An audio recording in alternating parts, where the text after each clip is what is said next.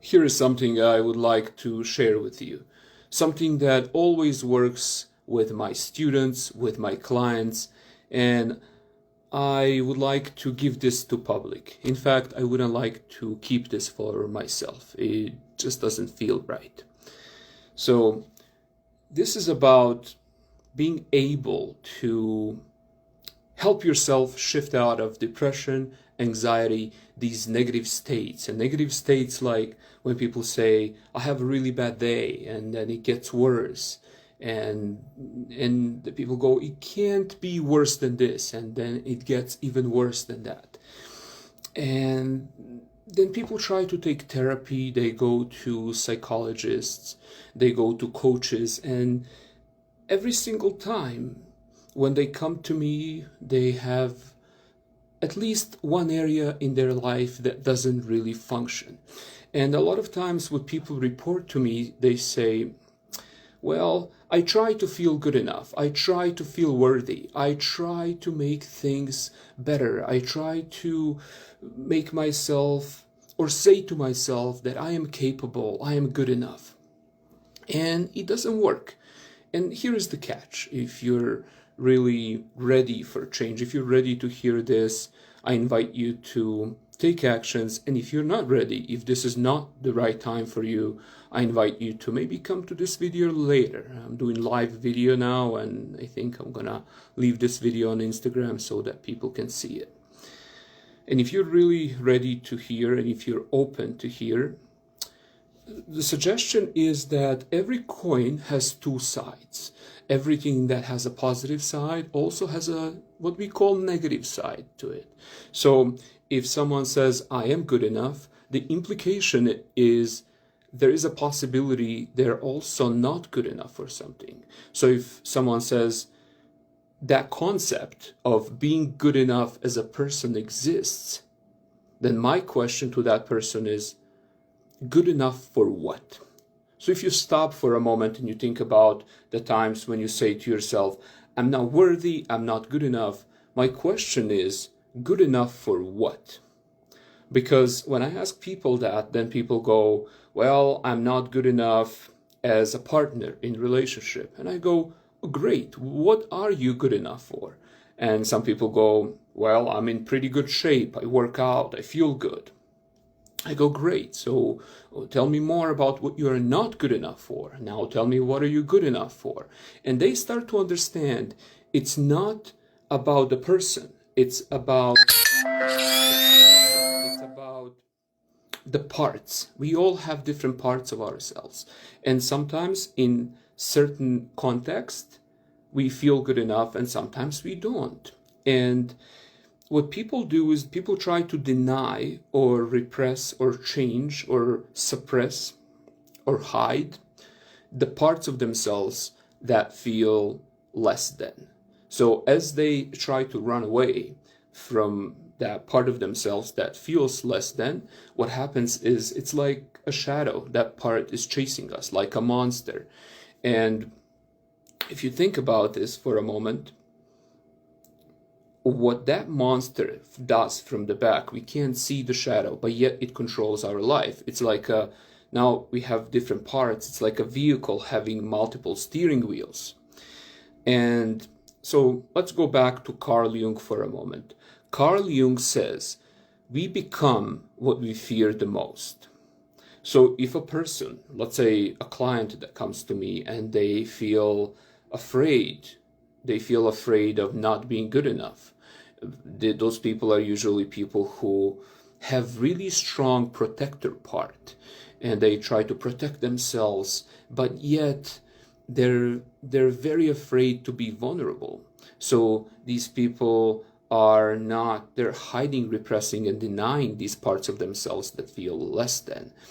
And so what happens is they actually become that because they have so much fear inside of their mind about not being good enough.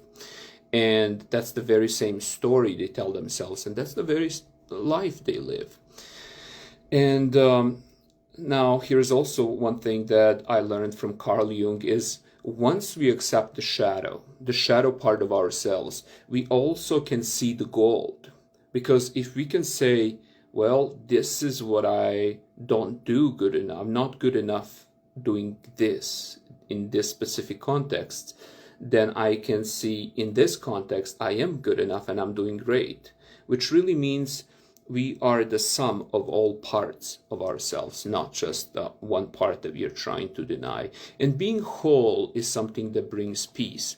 That's one of the reasons why Carl Jung said, I am not aspiring to be a good man as much as I aspire to be whole man. The wholeness, that means acceptance.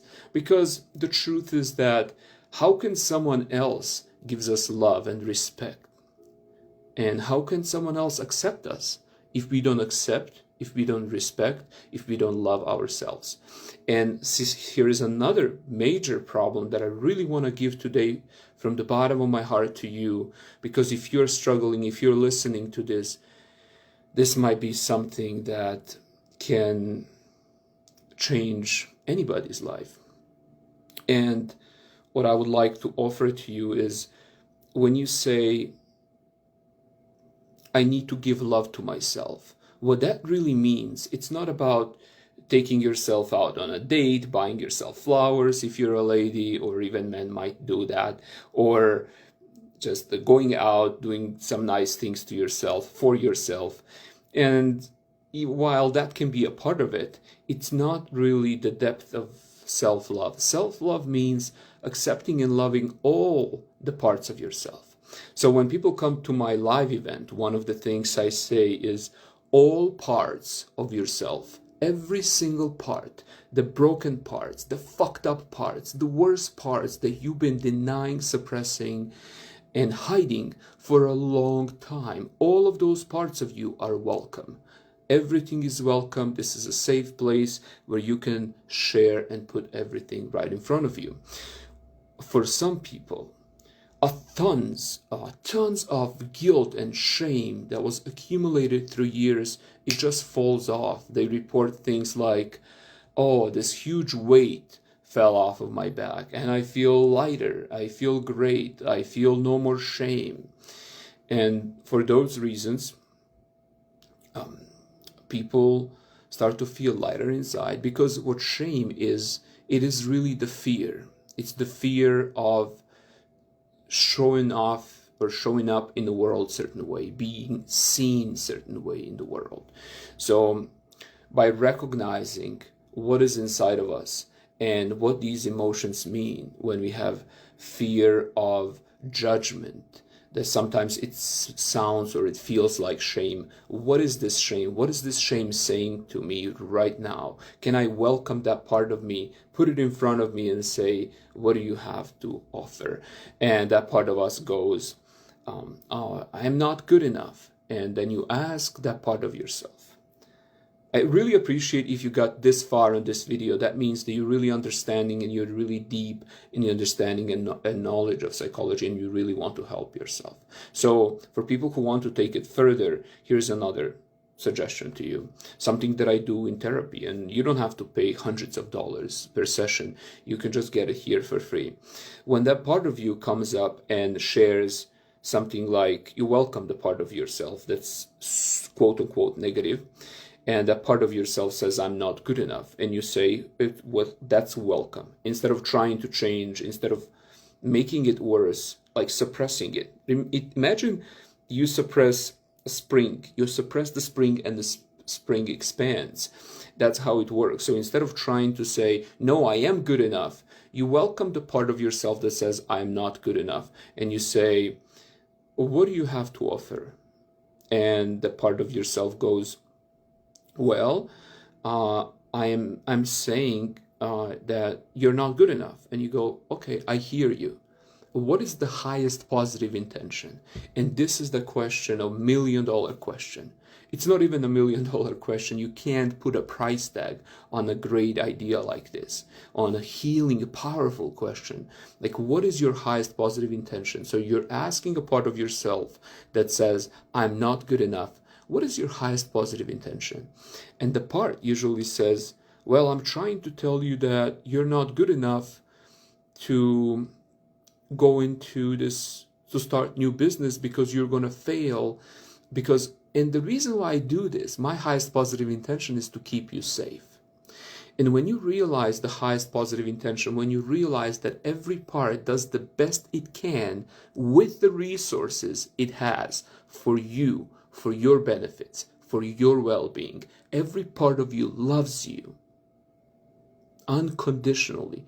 It's just that poor part of you might be like outdated friend. It thinks based on the past resources, because every resource we have comes from the past. So that part thinks, oh, I failed business in the past, I'm gonna fail again, this really sucks. And when you look at that part of yourself and you go, well, what's the highest positive intention? The part goes, I'm trying to keep you safe, I'm trying to protect you. That's when you can welcome and love that part of yourself and say, thank you, I hear you. And maybe when you say, I hear you, you're going to realize that this part of you might be 7, 8, 9 years old. And this might be coming from something that happened in childhood, maybe a traumatic event. And then at that time, when you were maybe 7, you acquired this belief that says, I'm not good enough. And this belief was there to protect you. And when you say, thank you, I am 30 or 45 or 55 right now, and I know better. I also want to say thank you for keeping me safe. So now the communication between these parts of yourself starts, and this is where and how integration happens, and how the parts start to line up, and you bring these parts to your heart. You feel the fullness, the wholeness of your being, the wholeness of your heart. And when you have that peace inside, there is nothing outside that will ever disturb that peace. Because once you have it inside of you, nothing and nobody can take it away from you, because it's yours. And a beautiful thing will happen. You don't have to trust me. You can give it a try and see what happens. One of the things that I hear all the time when my students finish certification courses, or they've been with me for a year or longer, they get enormous amount of confidence, and they also say, I feel a lot less judgment towards the world. And I say to them, congratulations. That means that you have a whole less judgment for yourself. Because everything outside, as we look at the world, it just mirrors what we have inside of us. And if inside of us we have peace and love, everywhere we go, we're going to meet people who resonate those feelings of peace and love and acceptance. That's going to be our life outside, mirroring what we feel inside. And so that's my offer to you. Every time the judgment comes up, you may look at it as, if you can imagine the garden. And in the garden there is a carrot, like carrot, but you can't see the carrot because carrot is in the ground. But above the ground there is leaves of the carrot. And so these leaves of the carrot are like triggers. And triggers in life are when we have judgments towards other people. And a lot of times that's a great way to see our shadow. Because in this metaphor, the carrot is being the shadow parts of ourselves that we hide, repress, and deny. So we can't see that shadow because it lives in the shadow. It's like a part of yourself when you were 5, you locked that part in the closet, and it's just there sort of influencing your life from the shadow. Now, what happens when we have triggers, we have judgments towards the world, we can see those judgments and be like, oh, beneath that, there's got to be something about myself. If I'm judging another, it's got to be, if I'm pointing finger at one person, there's like 3 other fingers pointing at myself. So there's got to be something about myself. And if you're brave enough, if you're honest enough to face that and to really sincerely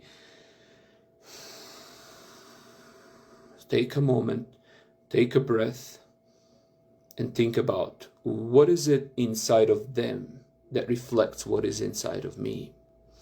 And then notice, what you're going to notice, you're going to be able to, metaphorically speaking, pull on that carrot, get the carrot out, pull on those leaves, leaves being triggers and carrot being a shadow, and you get that carrot out from the garden.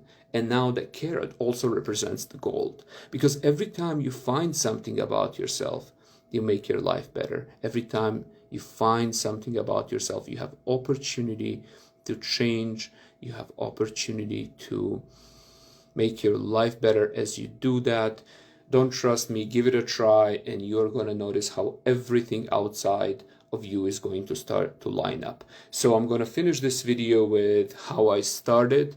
I'm going to offer to you that every time a voice inside of you comes up and says, I'm not good enough, I'm not worthy, blah, blah, blah, you ask yourself, you validate that voice and says, thank you, you're welcome here. And say, I'm curious. What do you mean I'm not good enough for what? Specifically for what?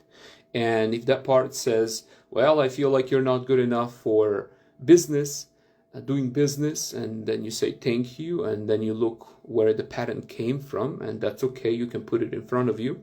And also that same part of you will say, you ask, I'm curious, what am I good enough for? And the part of you will say, well, you're really good at maybe communication with people, and you love people, you're a good person. So you're going to see aspects of yourself that feel good enough and that don't feel good enough. That's really going to immediately remove, destroy, eradicate the concept of feeling worthy or feeling good enough as a person, because we just have a lot of parts inside of us, and in order for us to really be whole and loving to ourselves, accepting all those parts, realizing all those parts want the best for us. With that being said, thank you for your comments. I appreciate you. I love you. Sending you a lot of blessings your way. And if you want, in comments you can write down what would you like to hear next? What would you like me to talk about? And I hope to see you soon. Bye.